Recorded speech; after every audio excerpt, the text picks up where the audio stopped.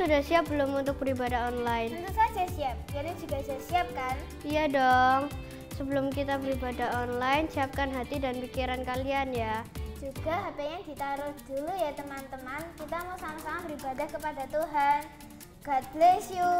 Shalom adik-adik, selamat hari Minggu. Ayo sebelum ibadah kita mulai berdoa terlebih dahulu. Terima kasih Tuhan Yesus, Engkau Allah yang begitu baik dalam kehidupan kami. Engkau mengasihi kami, terutama anak-anak sekolah minggu. Tuhan Yesus, bentar lagi kami akan mulai untuk mendengarkan firman-Mu. Kami percaya Tuhan menyertai dari awal hingga akhir. Di dalam nama Tuhan Yesus Kristus, segala hormat dan kemuliaan hanya untuk nama-Mu. Haleluya, amin. Anas, ulangan matematika kemarin dapat nilai berapa? Aku dapat 90. Kamu berapa, Nes? Dapat 87. Ya, lebih jelek daripada kamu, Nas. Gak apa-apa, kan besok ulangan bahasa Inggris kan, kita bisa les lagi. Iya dong, nanti les. Lihat tuh, ada si Karen. Kira-kira dia dapat berapa ya? Kayaknya nggak mungkin lebih tinggi daripada kita sih. Dia kan nggak mampu bayar les. Ya iyalah, mana mungkin orang bisa dapat nilai tinggi kalau nggak les mahal tempat kayak kita ya? Iyalah, palingan nilai kemarin-kemarin bagus juga. Ya, kebetulan aja dia bisa kan. Bener-bener. Tuhan, terima kasih. Walaupun saat ini Karen belum bisa mendapatkan les mahal seperti teman-teman lainnya, namun Karen percaya Tuhan lebih dari sanggup untuk membantu Karen di ujian bahasa Inggris besok. Terima kasih Tuhan, sekarang Karen mau belajar, Engkau yang memberkati Karen. Haleluya, amin. The next day.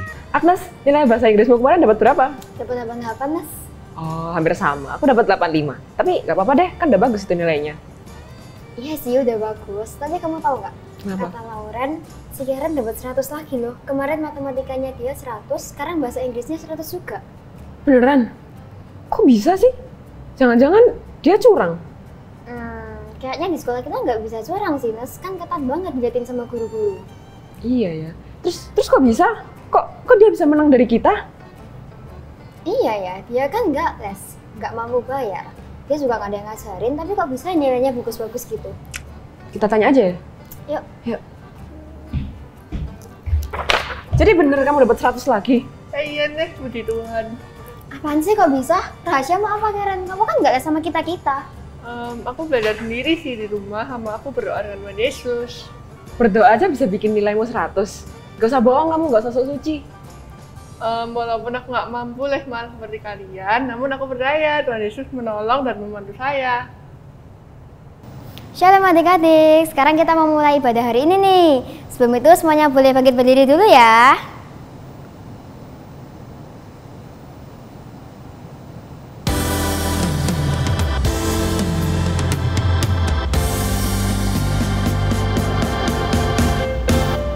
Matahari sampai pada masuknya, biarlah nama Tuhan dipuji.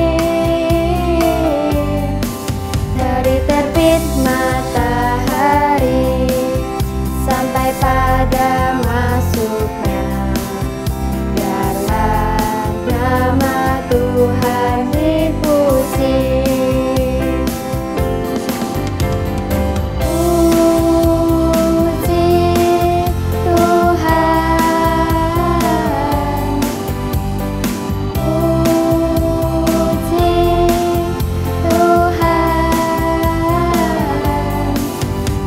Terbit matahari sampai pada masuknya, biarlah nama Tuhan dipuji.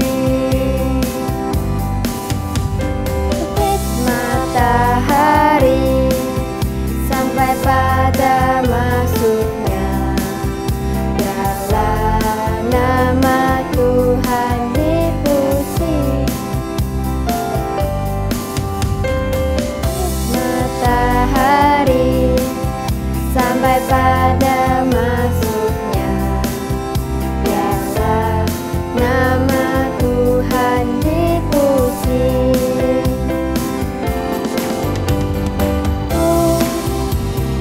Puji Tuhan,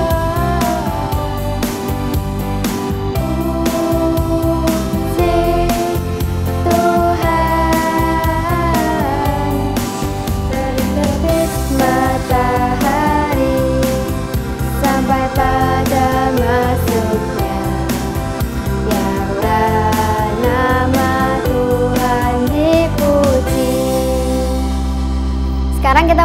lagu kedua nih adik-adik. Semuanya masih semangat kan? Kalau masih semangat, gak ada yang duduk ya.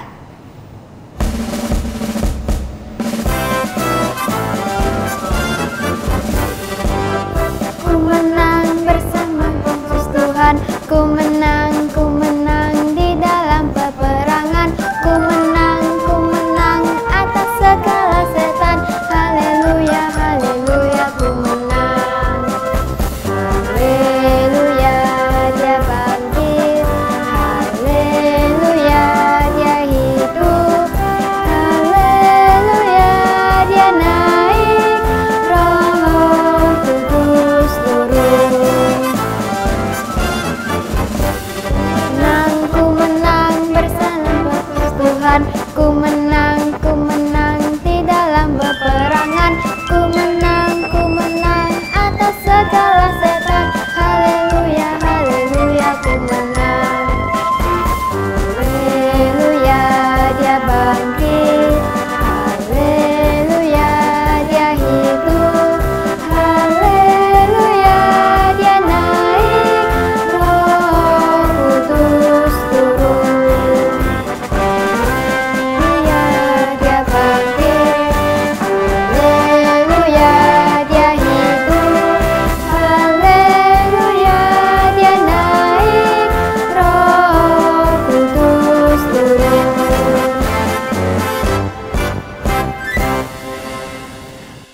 Adik-adik, sebelum kita mendengarkan firman Tuhan, kita mau nyanyikan satu lagu penyembahan. Siapkan hati adik-adik ya.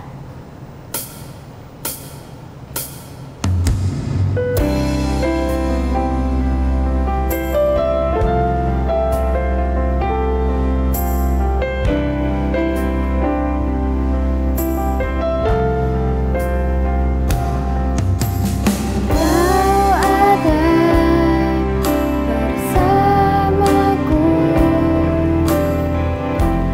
di setiap musim hidupku.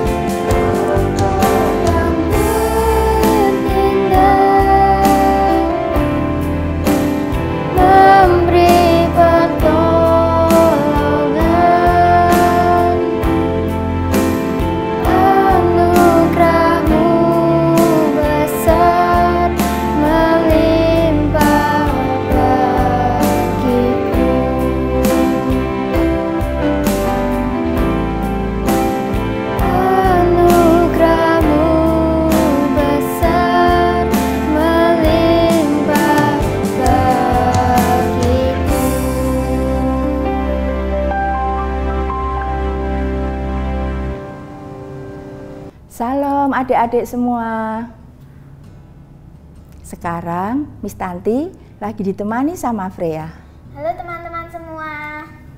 Freya, tadi kan kita sudah lihat Karen yang nilainya selalu bagus tiap kali ulangan, padahal dia nggak pernah les. Iya, sampai teman-temannya iri semua ya, Miss. Iya, menurut Freya, kenapa kok bisa seperti itu ya? Iya, seperti yang tadi dibilang sama Karen, pasti Tuhan yang beserta ya, Miss. Betul sekali. Adik-adik di rumah, percaya nggak kalau Tuhan selalu bisa menolong kita? Nah, di dalam Alkitab juga ada tokoh-tokoh yang selalu mengalami penyertaan Tuhan. Siapakah dia? Yuk kita simak sama-sama. Joshua and the Jordan River.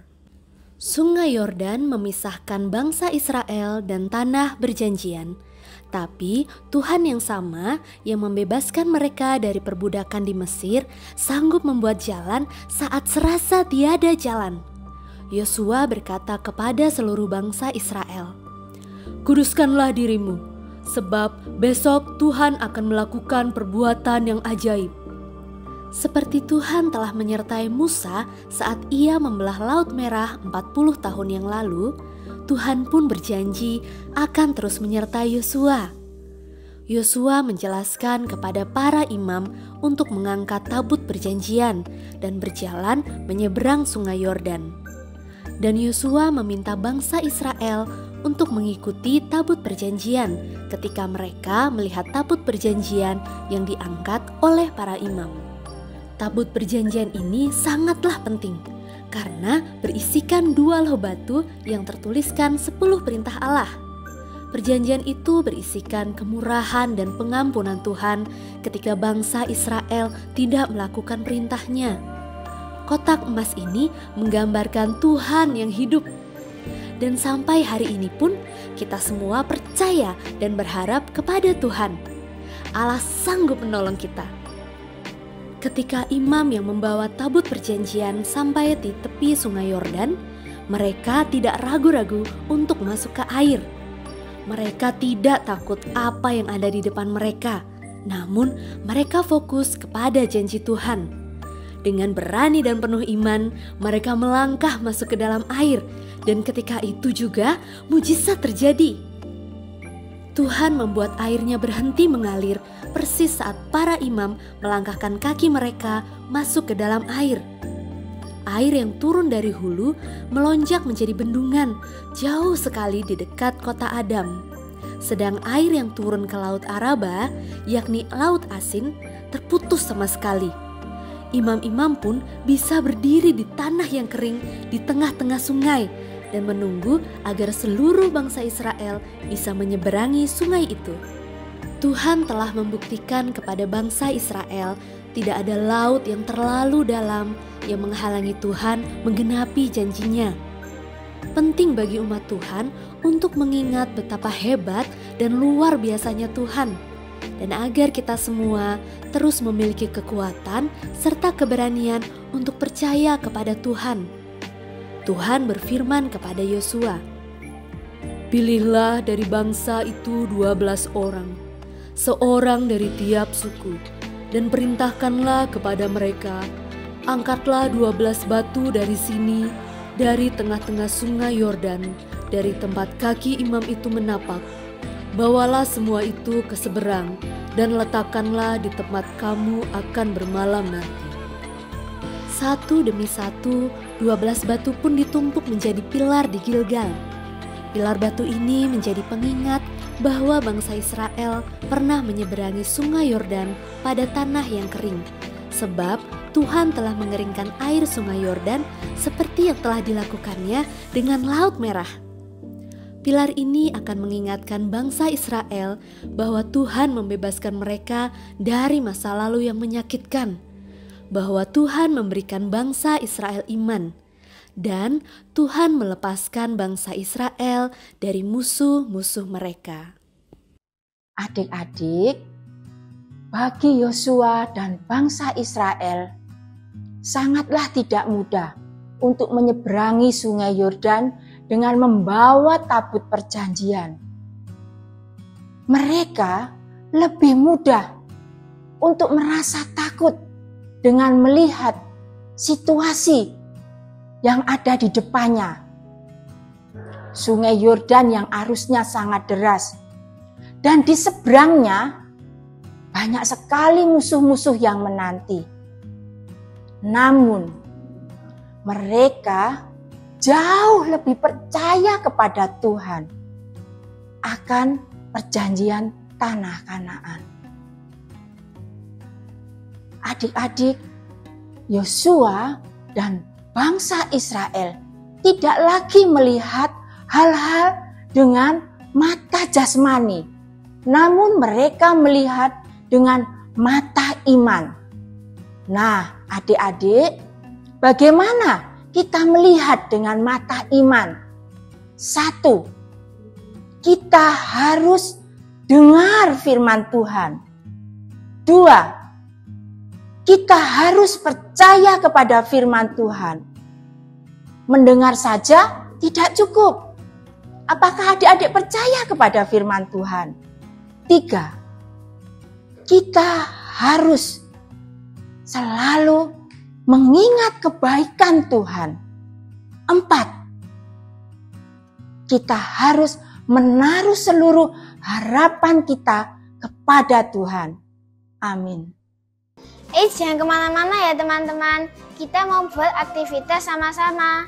Teman-teman yang sudah buat aktivitasnya bisa tag di Instagram GSJS Kids. Bye-bye.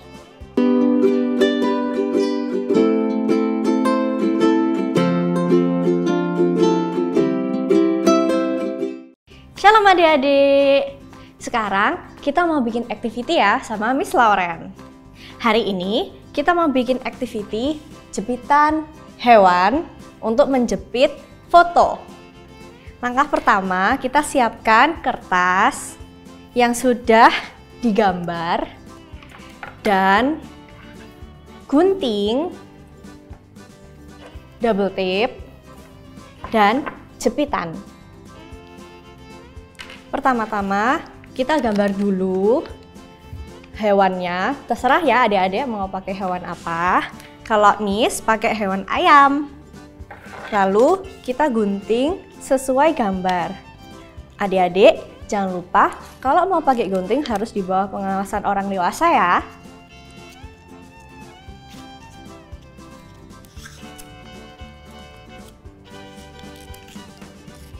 Kalau sudah digunting, kita warnain pakai pensil warna.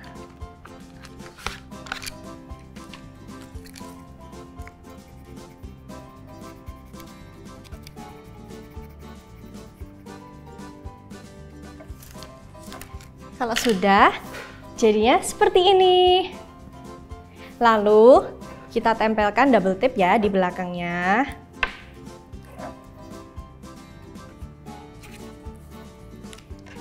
Setelah itu, kita tempelkan. Jadi seperti ini adik-adik. Nah, jadi kita bisa taruh fotonya seperti ini. Kalian bisa gantung di kamar atau di meja. Kayak gini. Jangan lupa kalau sudah selesai difoto, lalu post dan tag Instagram GSJS Kids. See you, God bless you.